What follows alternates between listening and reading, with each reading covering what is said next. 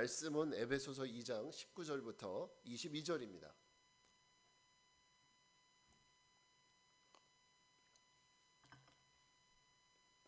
에베소서 2장 19절부터 22절. 자, 우리 같이 한 목소리로 읽겠습니다. 시작. 그러므로 이제부터 너희는 외인도 아니요 나그네도 아니요 오직 성도들과 동일한 시민이요 하나님의 권속이라. 너희는 사도들과 선지자들의 터 위에 세우심을 입은 자라. 그리스도 예수께서 친히 모퉁이 돌이 되셨느니라. 그의 안에서 건물마다 서로 연결하여 주 안에서 성전이 되어가고 너희도 성령 안에서 하나님이 거하실 처소가 되기 위하여 그리스도 예수 안에서 함께 지어져 가느니라. 아멘. 자, 오늘은 그리스도의 지체된 성도라는 제목으로 말씀 전합니다. 제가 지난주에 여러분 어떤 설교했는지 기억하세요? 뭐 했었죠? 맞아요. 정확히 기억하십니다. 그러니까 우리가 교회가 무엇인가라고 물었을 때 교회? 저기 종탑 보이죠 뭐. 이러면은 정말 신앙에 기초도 없는 분들이에요. 그러니까 우리가 교회가 뭐냐고 누가 물어본다면 여러분 자신 있게 이 말 해드려야 돼요. 어떻게 얘기해야 돼요? 교회 뭐예요? 그리스도의 몸이야. 또 하나 얘기했죠. 그리스도의 머리. 이 두 가지를 다 기억하셔야 돼요. 교회는 그리스도의 머리기도 하시지만 그리스도의 몸이에요. 이 두 가지가 정확히 기억돼야 돼요. 머리는 뭐 하는 곳이에요? 생각하는 곳이에요. 몸은 생각하는 거대로 움직이는 거예요. 그죠? 이 얘기는 결국 무슨 얘기를 했습니까? 예수님의 말씀, 예수님 말씀이 오늘 이 교회를 통해서 행해지는 것이 교회라는 거예요. 그러니까 교회는 사람 마음대로 하는 게 아니에요. 교회는 누구의 뜻대로? 예수님의 뜻대로. 예수님께서 명령하신 거 이거 하는 데가 교회예요. 그러니까 이제 누가 여러분에게 집사님 교회가 뭐예요? 이렇게 물어보면 뭐라고 얘기해요?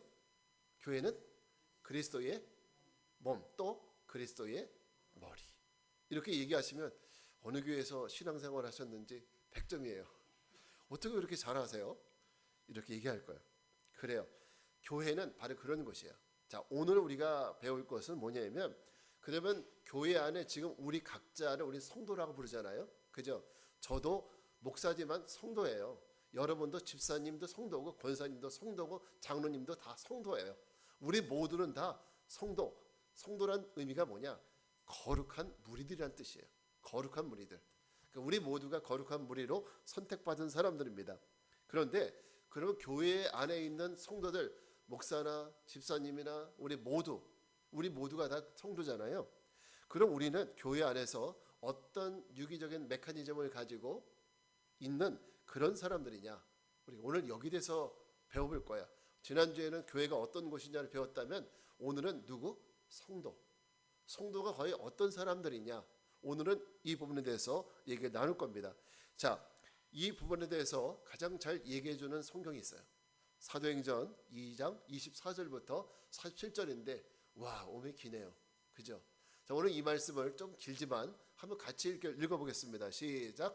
믿는 사람이 다 함께 있어 모든 물건을 서로 통용하고 또 재산과 소유를 팔아 각 사람의 필요를 따라 나눠주며 날마다 마음을 같이하여 성전에 모이기를 힘쓰고 집에서 떡을 떼며 기쁨과 순전한 마음으로 음식을 먹고 하나님을 찬미하며 또 온 백성에게 칭송을 받으니 주께서 구원받는 사람을 날마다 더하게 하시니라. 네, 이게 바로 성도예요. 교회 안에 있는 성도. 이 말씀 보니까 믿는 사람이 그랬어요. 믿는 사람이 누구예요? 우리를 얘기하는 거예요. 믿는 사람들이 어떻게 했느냐? 서로 물건을 통용했대요. 또 자기 재산을 팔아서 필요한 사람에게 나눠줬대요. 와, 어떻게 이런 일들이 있을 수 있을까요? 자, 이 얘기는 예루살렘 초대교회 공동체에 있었던 이야기입니다. 예루살렘 교회는 그야말로 에큐메니칼적인 교회였어요. 자, 왜 그러냐면 유대에 살고 있는 히브리파 유대인, 그러니까 히브리파 유대인이란 말은요, 그 예루살렘 중심 유대에 살고 있는 그 유대인들을 히브리파 유대인 이렇게 얘기해요. 근데 헬라파 유대인도 있어요. 이 사람들은 과거에 바벨론 포로 공동체 때, 포로 때 이전을 했다가 포로로 갔다가 끌려올 때 돌아오지 않고 흩어져 살았던 이런 사람들을 얘기해요. 그러니까 유대 이외에 있었던 유대인들, 이런 사람들을 헬라파 유대인이다 이렇게 불러요. 자, 그런데 오늘 여기 말씀 보니까 초대교회 공동체는 이런 히브리파 유대인들과 헬라파 유대인들이 같이 있었어요. 뿐만 아니라 이 공동체 안에는 부자들도 있었고 가난한 사람들도 있었어요.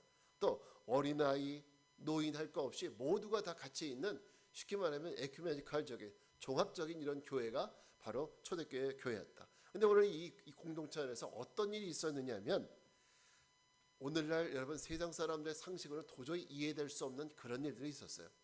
부자들은 자기의 그 재산을 팔아서, 우리 같으면 헌금하잖아요, 그죠? 그렇게 해서 어떻게 했느냐면 그들은 가난한 자들에게 나눠주기 시작하는 거예요. 예를 들어서 돈이 없어서 병원을 못 가, 돈이 없어 먹을 것이 없어, 이런 사람도 있을 거 아니에요. 먹고 싶어도 돈이 없어서 음식을 사 먹을 수 없는 사람들에게 부자들이 자기 걸 팔아서 나눠주는 거예요. 그러니까 모두가 다 공평한 거죠. 이런 일들이 어디에 있었어요? 바로 초대교회 공동체 안에 있었다라는 거죠. 야, 공동체 안에서 만약에 굶는 사람이 있다, 그러면 가진 사람들은, 뭐 돈이 있는 사람들은 그걸 그냥 보지 못하는 거예요. 자기가 주기도 하고 나눠주는 거예요.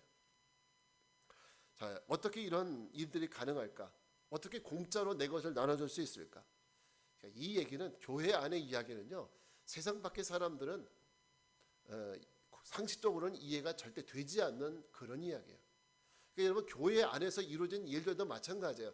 여러분, 세상 사람들이 일요일 날, 쉬는 날 교회 가서 예배 드린다면 믿지 않는 사람들은 이해합니까? 이해 못하죠.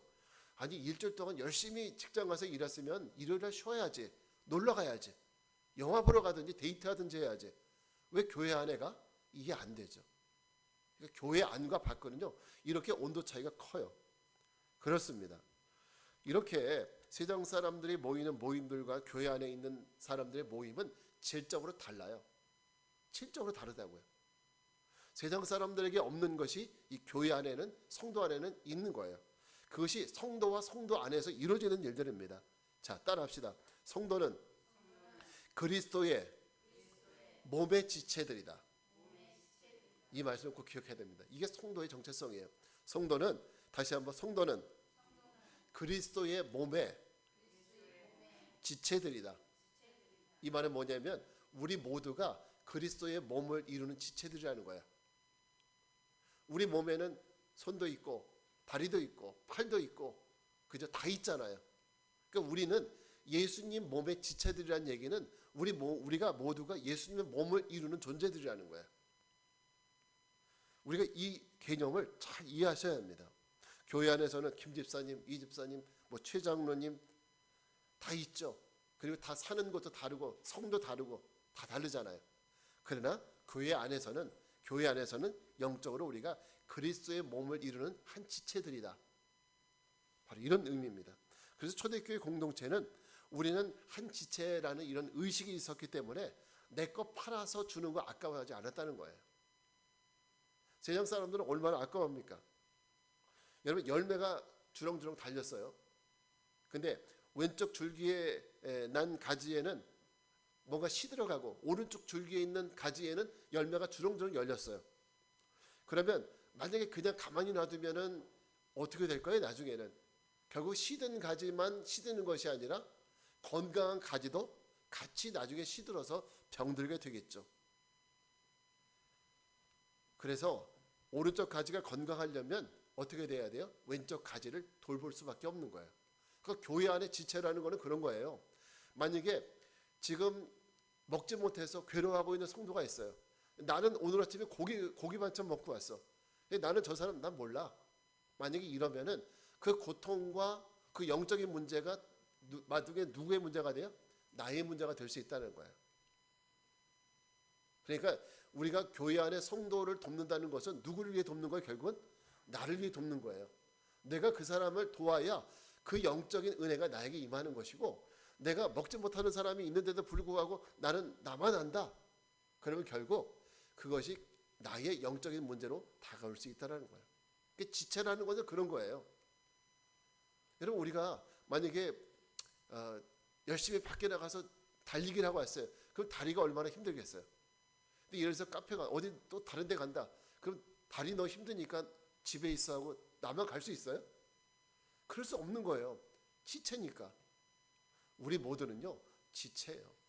그리스도 안에서 눈에 보이지 않지만 그리스도의 지체를 이룬 사람들이에요. 예를 들어서 우리 권지연이 청년이 몇 주 전에 코로나 때문에 힘들어했잖아요. 그럼 우리가 어떻게 해야 돼요? 그건 네 일이니까 나 몰라. 그게 아니라 전화도 해주고 기도도 해주고 이게 지체라는 거예요. 네.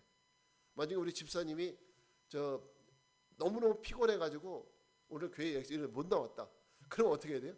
전화하면서 또 집사님 괜찮으시냐고 위로해주고 또 우리가 어떤 장례일이나 이런 것도 있잖아요. 가정에 어떤 어려운 일이나 그런 거 있을 때 찾아가지고 저 멀리 있지만 찾아가지고 그게 왜 그러냐? 지체니까 그렇게 하는 거예요. 우리 지체니까. 바로 이 개념이 우리 성도들 간에 굉장히 중요한 개념이라는 겁니다. 지체니까. 예를 들어서 우리 집사님의 딸이 이나연 집사님의 딸이 결혼을 해 만약에 그럼 우리 어떻게 해요? 그냥 말만 할 게 아니라 찾아가 주잖아요. 그 축복해 주잖아요. 지체니까 그렇게 하는 거예요. 지체니까. 기쁠 때나 슬플 때나 우리 여기 들어올 때 저 밑에 현수막 보셨죠? 거기 뭐라고 써 있는지 아세요? 유심히 안 쳐다보셨구나. 우리 김한철 집사님 뭐라고 써 있던가요? 거기 모르시겠죠? 절단합시다. 함께 울고 함께 웃는 좋은 씨앗 교회. 이게 바로 그런 의미예요. 함께 울고 함께 웃는 이게 사랑 있는 공동체죠. 교회 갔는데 뻣뻣하고 아는 척도 안 하고 뭐 누가 힘들어하는데도 그 네 일이다 이러면은 교회 누가 오고 싶겠어요. 그죠? 교회는 바로 이런 사랑의 공동체예요. 그리스도의 사랑이 흘러가는 공동체. 그러니까 코카콜라 옛날에 코카콜라 회장님이 연설할 때 그랬답니다. 내 혈관 속에는 코카콜라가 흐른다고. 그러나 이건 뭐 말도 안 되는 소리지만 그거는 그 회사의 모든 직원들 하나를 묶는 중요한 얘기가 됐어요. 여러분 우리 그리스도인 성도들 안에는 뭐가 그 혈관 안에는 뭐가 흐르는지 아세요? 그리스도의 피가 흘러요. 나는 A형, B형, O형 이게 중요한 게 아니라 그리스도의 피가 우리 모두 안에 흐른다고요. 그래서 우리는 하나가 되는 거예요. 그리스도의 지체입니다. 자, 오늘 이렇게 제가 장황하게 말씀드렸던 이유는 우리가 그리스도의 지체된 성도들이라는 의미가 중요하다는 거예요. 그러면은 이 건강한 성도, 그리스도와 연합한 성도들이라는 것이 도대체 어떤 의미일까? 한번 이 부분을 그리스도의 지체된 성도들이라는 것이 어떤 의미인지 한번 같이 생각을 해보겠습니다. 첫째는 같은 믿음의 반석 위에 서 있는 사람들이라는 의미입니다. 자, 우리 20절 말씀 같이 읽겠습니다. 시작. 너희는 사도들과 선지자 터 위에 세우심을 입은 자라 그리스도 예수께서 친히 모퉁이 돌이 되셨느니라. 아멘. 여러분 1995년에 서초동에 있는 모 백화점이 내려앉는 사건이 발생했죠. 그 아시죠? 무슨 백화점인지. 다른 이야기는 우리가 차치하고서라도 이 사건을 통해서 그때부터 우리 사회가 이제 마치 소 잃고 외양간 고치듯이 그때부터 급하게 돌아보기 시작한 것이 있어요. 그게 뭐냐면 건물의 부실 문제였어요. 건물이 부실하냐 부실하지 않느냐. 자, 건물을 부실하게 지으니까 의리의리했던 건물도 한순간에 무너져 내리더라는 거예요.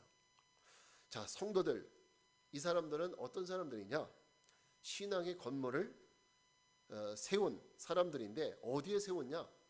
바로 예수 그리스도를 주요 그리스도로 고백하는 이 믿음의 고백 위에 신앙의 건물을 세워가는 사람들, 거기에다가 신앙의 건물을 세운 사람들이 바로 우리 그리스도인들이고 성도들입니다.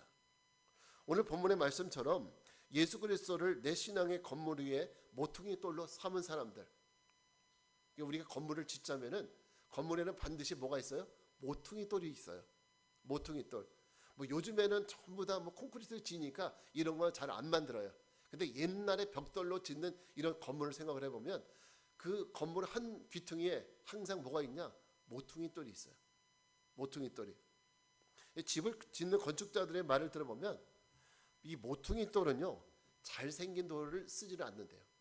잘생긴 돌이 아니라 보통 못생긴 울퉁불퉁한 못생긴 돌이 이 모퉁이 돌로 굉장히 적합하답니다. 근데 이 못생긴 모퉁이 돌이 생기게는 못생겼지만 감당하는 역할은 굉장히 중요하대요. 베리베리 임포턴트래요.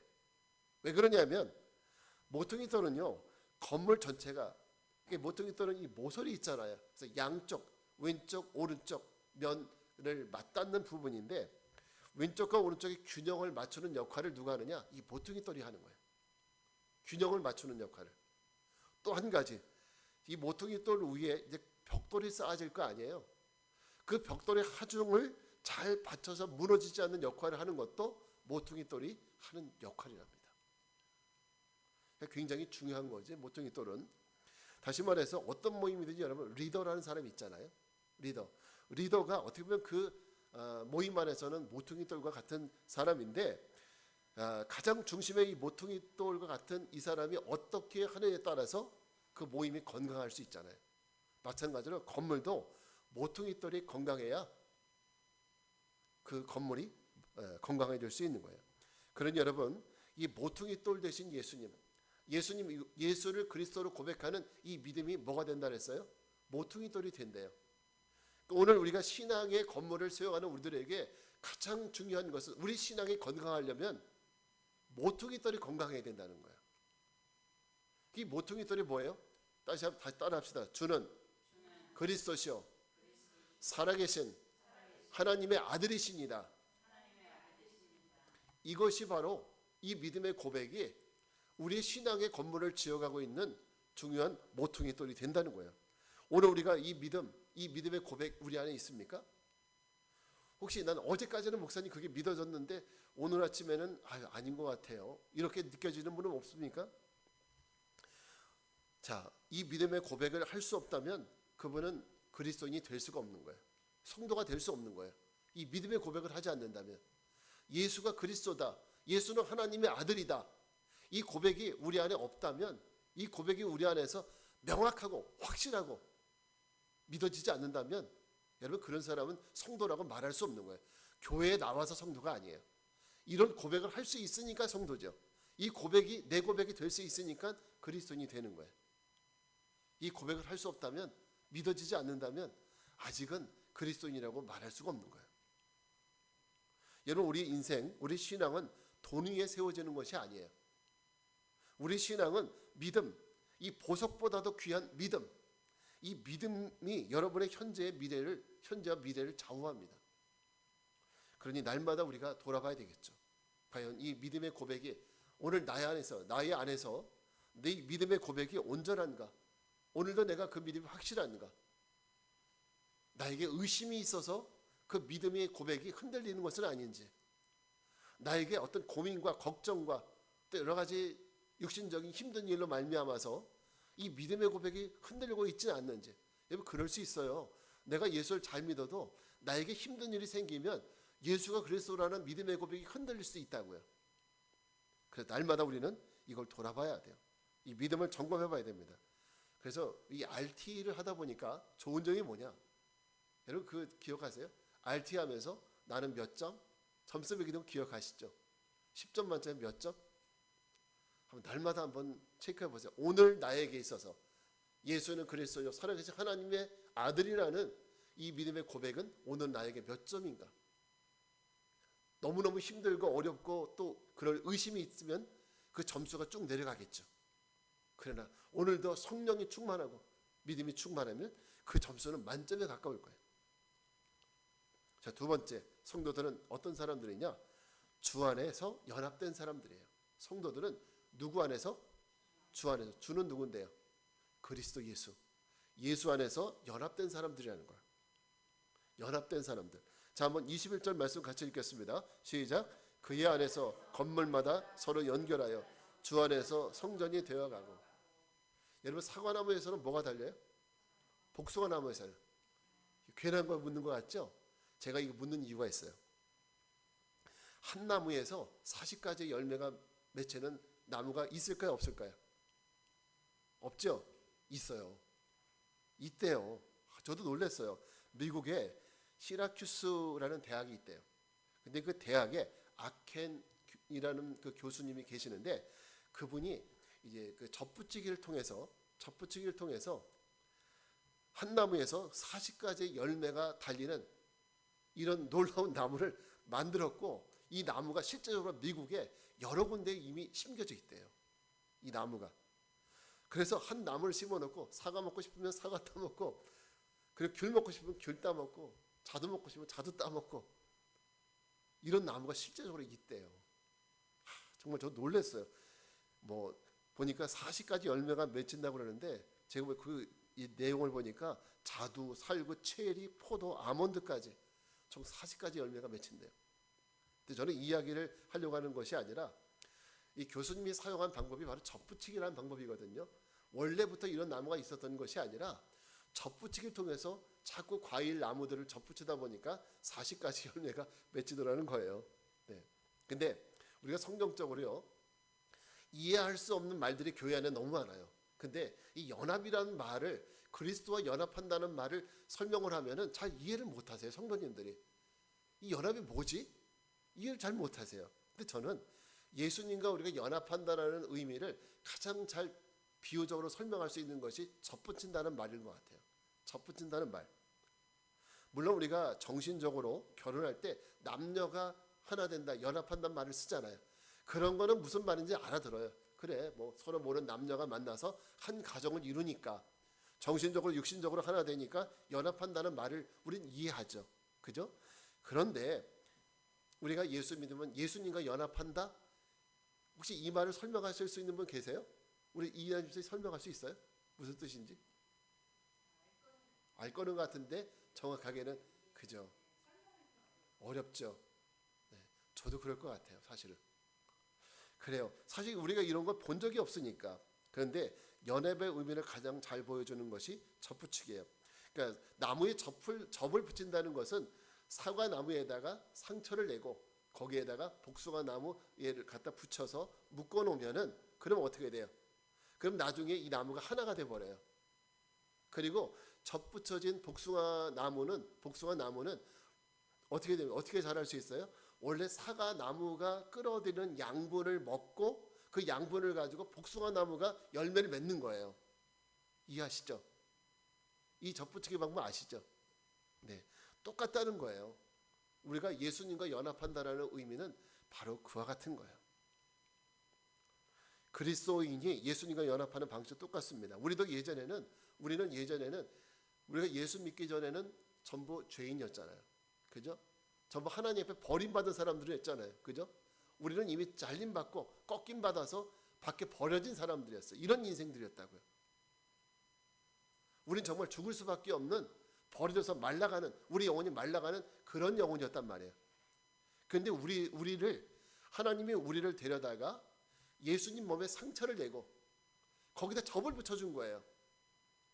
예수님 몸에 상처를 내시고 거기에다가 우리를 접을 붙여준 거예요. 그러니까 우리가 살게 됐는데 이제부터는 그래서 내가 내 생명으로 사는 것이 아니라 누구의 생명으로 살아요? 예수님의 생명으로 사는 거예요. 그래서 예수님의 은혜로 사는 거지 내 능력으로 살아가는 게 아니거든요. 그러니까 우리는 예수님 없으면 우리는 죽음과 마찬가지죠. 예수님 없으면 살아갈 수 없는 존재라는 의미가 바로 그래서 있는 거예요. 예수로 살아갈 수밖에 없는 존재. 예수가 있어야 내가 있는 거고 예수가 없으면 나도 없는 거예요. 그래서 갈라디아서 2장 20절 이제는 우리가 내가 사는 것이 아니로 내 안에 누가 살아요? 그리스도가 사는 것이다. 이 말씀이 이렇게 이해가 되셔야 합니다. 그래서 나 때문이 아니라 우리는 그리스도의 은혜로 우리는 예수님 때문에 우리가 자꾸 이런 것을 강조하는 것은 그냥 예수님 한번 띄워주자 이런 의미가 아니에요. 실제적으로 우리가 그렇다는 거예요. 실제적으로 우리가 예수님에게 접붙임 받았기 때문에 우리는 예수님의 생명, 예수님이 그 생명을 불어넣어 주셔야 우리가 생명을 가지고 살아갈 수 있는 거예요. 이게 바로 성도는 예수와 연합한 사람들이라는 의미입니다. 자, 우리는 모두 예수 그리스도의 접붙임을 받은 사람들이에요. 우리 옆 사람에게 인사합시다. 우리는 그리스도 안에서 하나입니다. 네, 그래서 이제 그리스도 안에서 우리가 하나가 되는 거예요. 우리 모두가 아까 제가 40가지 열매 말씀드렸잖아요. 우리 김 집사님도 예수님께 접붙여지고 이 집사님도 예수님께 접붙여지고 우리 사모님도 버리긴 아까우니까 일단 접붙여 놓고 저도 접붙여지고 이렇게 해서 우리가 그리스도 안에서 하나 된 지체가 되는 거예요. 이게 바로 그리스도와 연합한 존재라는 거예요. 자, 이 말은 다시 말하면 성도는 혼자서는 살아갈 수 있어요, 없어요? 살아갈 수 없다는 거예요. 살아갈 수 없는 존재라는 거예요. 모든 지체가 하나이듯 한 몸이듯 성도는 그리스도 안에서 성도들끼리 연합해야 살아갈 수가 있는 거예요. 그래서 우리에게 교회라는 것이 그래서 중요한 겁니다. 그리스도의 몸인 교회, 그리스도의 머리인 이 교회가 왜 중요하느냐? 우리는 교회를 통해서 서로 연합할 수 있기 때문입니다. 교회를 통해서. 교회가 뭐라 그랬어요? 또 잊어버리셨죠? 그러니까 우리가 응용력이 약하다는 게 딱 한 번에 물어보면 아는데 이렇게 막 얘기하다 그래서 교회는 뭐라고요? 이렇게 물어보면 또 잘 몰라요. 우리 응용력을 키웁시다. 예. 우리 성도들은 혼자서 살아갈 수 없어요. 교회 안에 있어야 돼요. 교회가 뭐라고요? 그렇기 때문에, 몸이기 때문에. 몸에 우리 지체, 그러니까 우리는 접붙여 있잖아요. 그래서 우리에게 교회가 중요한 거예요. 그래서 우리는 교회를 통해서 서로 연합하게 되는데 소위 가난한 성도라는 분들이 계세요. 교회에 안 나가는 성도분들. 우리 집사님 많이 만나실 거예요. 교회는 안 나가면 교회 다닌다 그러면서 자기는 교회 이제 안 나간다고 하시는 분들. 이런 분들 꽤 많이 계세요. 이런 분들을 전문 용어로 가난한 성도라고 그렇게 불러요. 근데 이분들이 하는 얘기를 보면은 나는 교회 안 나가도 예수 믿는다고 그래요. 나는 교회 안 나가도 유튜브를 통해서 매일 예배 드린대요. 그게 뭐가 문제냐는 거죠. 뭐 어떤 목사님 설교가 시원찮으면 권영훈 목사 설교가 시원찮으면 저기 분당 우리 교회 목사님 설교 듣고 거기도 시원찮으면 또 우리들 교회 설교 듣고 뭐 이러면서 여기저기 왔다 갔다 하면서 서핑하면서 설교 예배를 드린다는 거죠. 그러면서 은혜가 되면 헌금 보내면 나 완벽하게 그리스도인 아니냐? 여러분 어떻게 생각하세요? 지금 제가 지금까지 말씀드렸던 교회론적으로 교회는 그리스도의 몸이고 우리 지체된 이런 사람들이라면 지금 이 얘기가 여러분 교회론적으로 맞아요? 틀려요? 틀리죠. 이제 아시겠죠? 왜 이 얘기가 잘못된 건지, 내가 왜 교회 안 나가도 신앙생활 한다는 이 말이 왜 잘못된 말인지 이해가 되세요? 이제 이해가 되셔야 돼요. 성도 간의 연합은 바로 교회를 통해서 이루어집니다. 이것이 주님이 우리에게 교회를 주신 이유입니다. 서로 연합해서 서로의 믿음을 붙들어주고 주님이 맡겨주신 사명 감당하라고 주신 교회. 교회 성도가 연합하는 장소. 그리고 연합해서 주님이 우리에게 준 사명을 감당하는 곳이 교회다. 이것을 꼭 기억해야 돼요. 그래서 우리는 주일마다 모여요. 그래서 예배만 드리고 달랑 집에 가는 것이 아니라 우리는 끝나고 나서 또 교제를 하잖아요. 밥도 같이 먹고. 그러니까 일찍 집에 가시려고 하지 말고 오늘 우리 사모님이 김치볶음밥을 하셨대요. 같이 좀 드시면서 같이 교제하면서, 이게 우리는 예배만 드리는 게 중요한 게 아니라 또 교제 공동체잖아요. 교제해야 됩니다. 그럴 때 우리에게는 더욱더 하나된 연합을 느낄 수 있는 거죠. 자, 그 다음에 세 번째, 성도는 주 안에서 함께 자라나는 공동체. 주 안에서 함께 자라는 공동체입니다. 우리 22절 말씀 같이 읽겠습니다. 시작. 너희도 성령 안에서 하나님의 거하실 처소가 되기 위하여 그리스도 예수 안에서 함께 지어져 가느니라. 이런 마스게임이라는 거 혹시 아시죠? 여러 사람이 다 카드 딱 붙여가지고 하나가 되는 건데 카드 섹션이라기도 하고 또 사람들이 몸으로 만드는 것도 있고 그렇죠. 한일 월드컵 때 2002 한일 월드컵 때 기억나세요? 그 카드 섹션? 뭐죠? 기억나신다면서요? 근데 꿈은 이루어진다. 그 카드 섹션 인터넷 찾아보면 지금도 있어요. 꿈은 이루어진다. 얼마나 멋있어요. 여러 사람이 그냥 그 카드를 딱 들고 그 글자를 만드는 거예요. 한번 생각을 해보세요. 만약에 꿈에서 별도 있잖아요. 그 별을 맡은 사람이 급히 화장실을 갔다 왔다. 그 여러분 어떤 모양이 될까요? 그 꿈이 제대로 꿈자가 나올까요? 꿈자가 안 나올 거예요. 한 사람이 빠지면. 그리스도인들의 연합도 이 카드 섹션과 같습니다. 그리스도 안에 연합된 지체들의 의미는 함께 아름다운 공동 작업을 해나가는 거예요. 함께 공동으로 만들어가는 거예요. 마치 카드 섹션을 만들어서 문구를 만들듯이 우리 모두가 하나의 공동 작품을 만들어가는 거예요. 우리가 만들어가는 작품이 뭐냐? 바로 하나님의 나라. 뭐예요? 하나님의 나라. 우리는 하나님의 나라를 만들어가는 거예요. 함께. 여기 보세요. 저 22절 보면 너희도 성령 안에서 뭐가 되기 위해서? 하나님이 거하실 처소가 되기 위해서. 우리가 지금 함께 만들어가는 것은 하나님의 나라예요. 그러니까 교회는 뭐가 돼야 돼요? 하나님의 나라가 돼야 돼요. 그러니까 세상 사람들이 하나님의 나라를 경험할 수 있는 것, 교회가 돼야 되는 거예요. 예. 교회 안에서는 하나님의 나라와 같은 이런 곳이 돼야 돼요. 그리스도인들의 연합도 그와 같아야 된다는 거죠. 제가 언젠가 하나님 나라에 의해서 이런 말씀, 어려운 말씀 드린 적이 있었는데 어렵기 때문에 또 기억할 수 있어요. 하나님의 나라는 이미와 아직 사이에 있다. 이렇게 어려운 말인데 기억을 못 하신다고요? 근데 보통 너무 쉬워서 기억하시는 것도 있지만 너무 어려워서 기억하시는 분들도 계세요. 자, 도대체 무슨 말인가 하면 하나님의 나라는 예수 그리스도가 복음을 선포하실 때 믿는 자 안에서 이미 하나님의 나라는 싹이 트기 시작을 했어요. 시작했단 말이에요. 싹이 트기 시작했단 말이에요. 싹이지만 그것도 역시 사과나무라 부르잖아요. 사과의 싹도 사과라고 부르잖아요. 근데 문제는 뭐냐면 지금은 더 자라야 돼요. 아직 더 자라가야 돼요. 더 커야 돼요.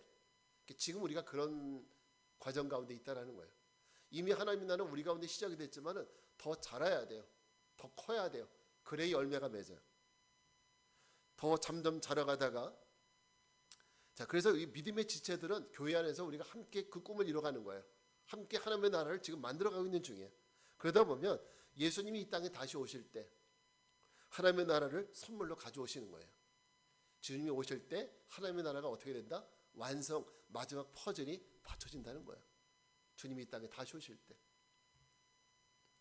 초대교회 때 있었던 일화가 있어요. 재밌는 일화인데 그 당시에는 매일 예배 때마다 성만찬을 했어요. 성만찬. 매 예배 때마다.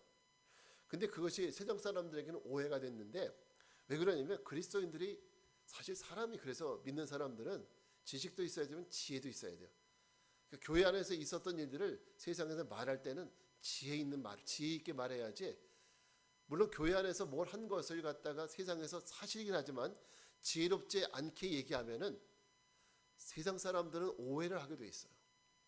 그래서 우리가 교회 안의 일을 말할 때에는 정말 교회의 덕이 될지 안 될지를 잘 분별을 해야 됩니다. 자, 이 그리스도인들이 세상에 나가서 뭘 했냐면은 우리 성만찬을 했는데 성만찬이 뭔데? 예수님의 몸과 피를 먹는 거야. 먹고 마시는 거야. 그러니까 믿지 않는 사람들은 생전 처음 들어보는 얘기 아니에요. 그러니까 이 사람들이 어떻게 했냐면 예수 믿는 사람들은 식인종이다. 이런 소문이 퍼지기 시작하는 거예요. 매일 교회 갔다 오면 예수님 먹고 마셨다고 그러니까 식인종이라는 소리까지 나오는 거예요. 여러분 우리가 교회 안에서 함께 모여서 예배하고 기도하고 찬양하고 같이 교제하고 밥 먹고 또 이렇게 소그룹 모임도 하고 이렇게 하는 이유는 서로의 믿음이 자라가기 위해서 노력하는 이유는 우리가 함께 뭐를 지어가야 되기 때문에 하나님 나라를 지어가야 되기 때문입니다. 우리 함께 하나님 나라를 만들어가야 되기 때문에 여러분 우리는 집을 짓고 있어요. 이 아름다운 집 말이에요. 하나님의 나라라는 이 아름다운 집을 지금 만들어가고 있는 거예요. 우리 예배를 드리면서 찬양하면서 또 교제하면서 기도하면서 우리는 이 집을 만들어가고 있는 거예요. 지금 이 세상의 어둠의 영역 가운데서 정말 빛된 삶을 살아가는 것이 우리잖아요. 이 아름다운 집, 그것이 바로 예배이고 그것이 전도이고 또 우리는 그것을 세상 가운데 널리 알리는 것이 전도이고 선교입니다. 세상의 어둠의 영역을 몰아내고 주님의 나라를 건설해가는 것, 교회 밖으로 건설해 나가는 것, 이게 바로 선교라고 얘기하는 거예요. 믿지 않는 곳에 복음을 전해서 그것에서도 하나님의 나라를 이뤄갈 수 있도록 만드는 것이 그게 그러니까 전도고 선교죠. 이게 어떤 학문적으로 어렵게 얘기해서가 아니라 결국 하나님의 나라를 확장해 나가는 것, 그게 바로 선교예요. 그게 전도고 그런 거예요. 다음 주에 예수행복 축제 시작하잖아요. 우리가 이거 해야 됩니까? 말아야 됩니까? 해야 되는 거예요. 제가 이 얘기하기 위해서 지금까지 얘기하는 거거든요. 우리 작은 소명 이 잘 감당해서 하나님께 칭찬받는 우리들 되길 바랍니다. 여러분 주님 오실 날이 오래오래 멀리 남은 것 같아요? 가까워진 것 같아요? 우리 김한철 집사님 어떤 것인 것 같아요? 주님 오실 날이 가깝게 느껴지세요? 멀게 느껴지세요? 네, 그렇죠. 그래요. 우리에게는 주님은 그날이 믿지 않는 사람들은 도적같이 임하지만은 믿는 사람들은 도적같이 임하지 않는다고 그랬어요. 왜? 주님은 알려주시니까. 모든 분들이 주님이 오실 날이 가깝다라는 말들 다 공공연하게 하세요. 그 얘기는 우리가 주님 맞을 준비를 잘 해야 된다는 얘기예요. 어떻게 주님 맞을 준비를 하느냐? 주님 맡기신 일 잘하면 되는 거예요. 주님 맡기신 일. 우리에게 맡기신 게 뭔데요? 땅 끝까지 이뤄 내 증인이 돼. 이거 한마디 남기시고 가셨거든요. 그러면 이 일 잘하면 되는 거예요. 우리가 일생목 축제 한번 나는 없는데라고 생각하지 말고 이것도 기도하면서 생각을 해야 돼요. 기도하면서 하나님이 머릿속에 자꾸 떠오르게 하는 분, 머릿속에 자꾸 오늘 기도하고 내일 기도하도 내 머릿속 떠나지 않게 하는 분, 그분 하라는 거예요. 자, 우리가 오늘 같이 교회 안에서 성도가 어떻게 하나님의 나라를 이루어가는지 나눠보았습니다. 우리 안에 건강한 믿음의 고백, 주 안에서 연합, 또 하나님 나라를 만들어가는 꿈을 함께 꾸는 교회, 우리 교회가 그런 교회가 되기를 주님의 이름으로 축원합니다. 자, 우리 자리